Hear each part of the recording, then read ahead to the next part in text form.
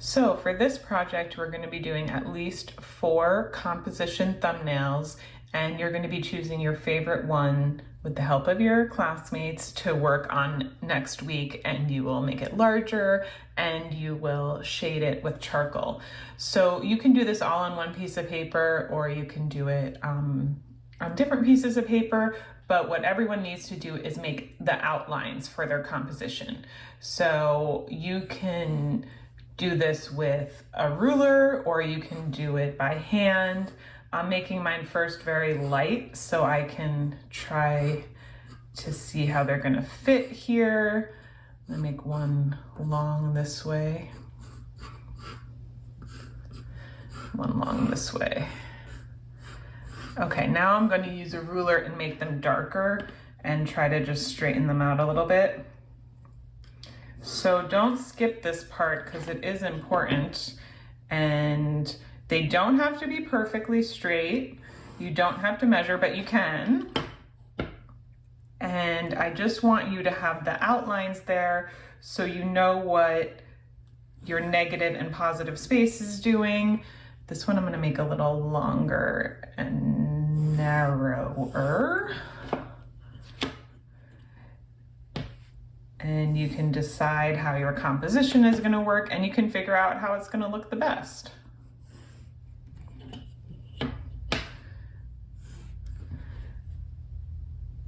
And I'll make this one up a little higher. And what these are called in art is landscape and portrait orientations. And you may have seen this on your phone or in, or in digital photography. But if you haven't seen it, this one is called a portrait. And this is landscape.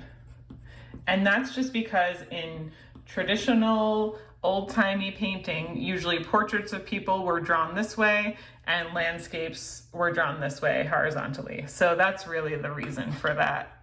And it's just a common way that we talk about, whether it's horizontal or vertical portrait and landscape orientation. So it's good when you're doing these compositional studies, these thumbnail sketches, to try out a lot of different orientations, a lot of different ways of doing it, because you never know what's going to look great. And so for each one, we're going to be moving the objects around, and I want you to take a lot of time on this and really test out your lighting, test out the positive and negative space. And before we go any further, we're going to number them, because you need to do this so your classmates can see what's what. So this is number 1. Call this number 2, number 3, and number 4. Just so your classmates can tell you which is their favorite when you post it on the class discussion.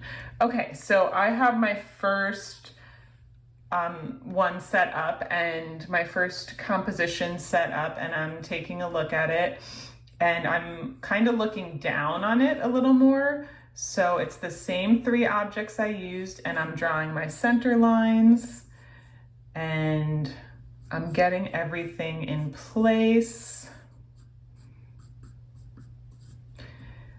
And I have my picture here, and I have my picture facing this way, and I'm looking down. Remember the creative angles, so I can see the inside of it a little more. And so this would be the inside. And then this is the jar, which I have decided to put my spoon on top of. I don't know if I like this already, but I just want to see how it looks. And sometimes I just try things if I'm like, ugh, I don't like it. I just try it because maybe it's gonna look cool when you draw it. And then this is my little jar. And then I have my shadow shapes that I want to make sure to get in, and I have my light coming this direction. You can always draw the arrow for your light source if that helps you. And so I have some shadows going off this is the table that it's on. So if I draw it like this, I can actually see the table, the edge of the table here, and then there's a wall back here. And the shadow shapes go like this. And then there is that. So that is one composition done. You can spend more time on it. And then I'm gonna move around my objects, get them in a different format, and try something else. Okay, so I'm going to do a portrait, and I am also still looking down on it a little bit. So I'm starting with my biggest object, which is the pitcher, the green pitcher or jug. And so I'm doing a center line, and then I have my jar over here. And then I have the spoon coming this way.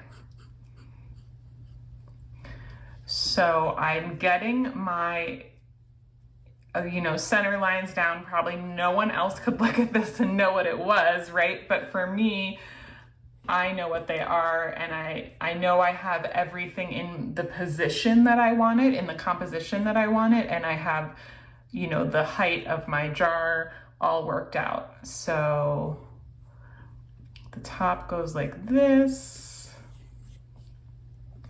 Then this is like the neck of the jug, and then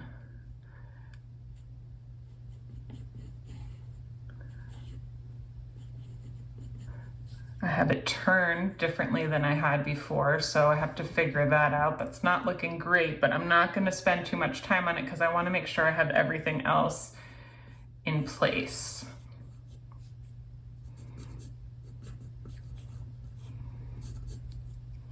And then this is kind of peeking out this side and then coming through to here, which I thought would be kind of cool to see the spoon in perspective, and it has one of these little holes if you want to hang it up. And I think this needs to be bigger so I can keep adjusting. And this is it. This is all I'm asking you to do. And I want you to work on the shadow shapes too. And I see that I'm trying to squeeze this in a little bit, so you can even crop some things out. Like maybe I want to just make this bigger and let this crop out a little bit of the edge. And even if you're going to crop it, I think it's easier to just draw some of it, because draw the whole thing, because it's hard to like figure out how the cropping works. And then my little spout is here. Okay, that's the inside of the jug. I'm trying to do this fast and it's looking funny, but I think you all can get the idea of the shadow shapes. You're just doing contours of the objects, contours of the shadow shapes. This is kind of making a funny shadow because it's glass, and getting the composition worked out. So this would all be negative space, and I'm looking to see how interesting this negative space is, and I can see a couple really interesting shapes here and here. So now for the next two, I would continue to make different arrangements, move my pieces around in my still life, move my lighting around, check the shadows and the highlights and the negative space, and come up with 4 compositions that you're really proud of. And remember that next week you're going to be picking your favorite, and you're going to be telling your peers which of theirs are your favorites, and you'll be making it larger and shading it in charcoal. So really take your time with this. Don't forget to number your drawings so we can help you pick the best one, and let me know if you need help with anything.